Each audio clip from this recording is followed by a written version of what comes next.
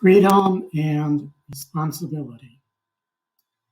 Mankind was given free will, as denoted by the two inclinations, symbolized by the doubling of the Hebrew letter Yud in the word Yetzer, when used to describe the creation of man, as mentioned in Genesis chapter 2, verse 7.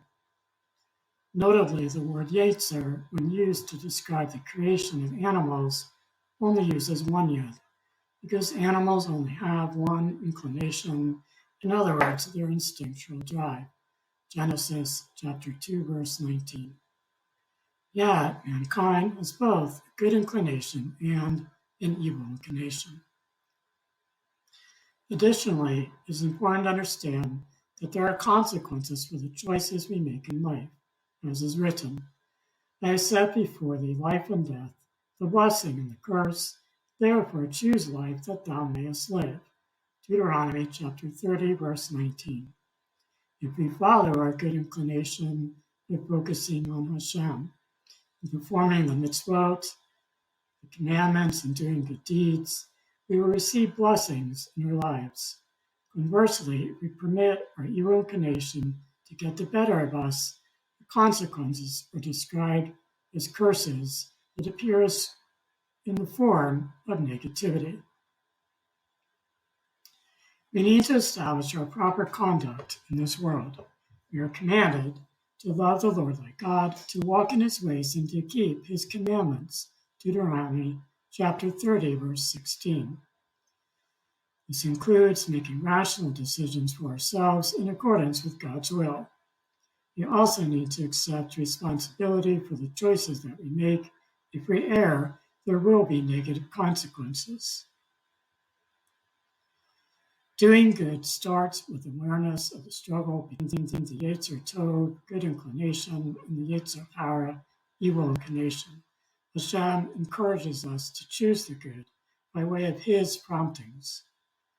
We may do so by attempting to rein over the emotions and desires of our heart that could otherwise lead us astray. Our rational mind needs to be set above this struggle in order to make the right decision in any given moment. Sifting through our subjective experience, we need to sort out right from wrong. We need God's directive in order to do so. So how can we maintain our values in the face of opposition from our inclination to remain free, responsibilities, throwing caution to the wind, and giving in to the desires of our heart and the pleasures of this world? We need to have a strong sense of self-esteem rooted in our identity and religious belief or ethical or moral practice. Otherwise, we may be inclined to look elsewhere for inspiration and wind up disregarding the practical application of the commandments, morals, and values in our lives. We also need to nurture our belief and practice and strengthen our resolve through routine and community, as well as a dependence on God in all things. Additionally, we need to guard ourselves against low self-esteem because it can give way to self-doubt. Ultimately, the nature of our worth does not rest upon our own estimation of ourselves, rather who we are in God's eyes. If we seek to please him by following his will, then it is also inconsequential when others view us disparagingly. Our sense of self should not be based upon others' perceptions. Each and every individual person is actually on their own unique path.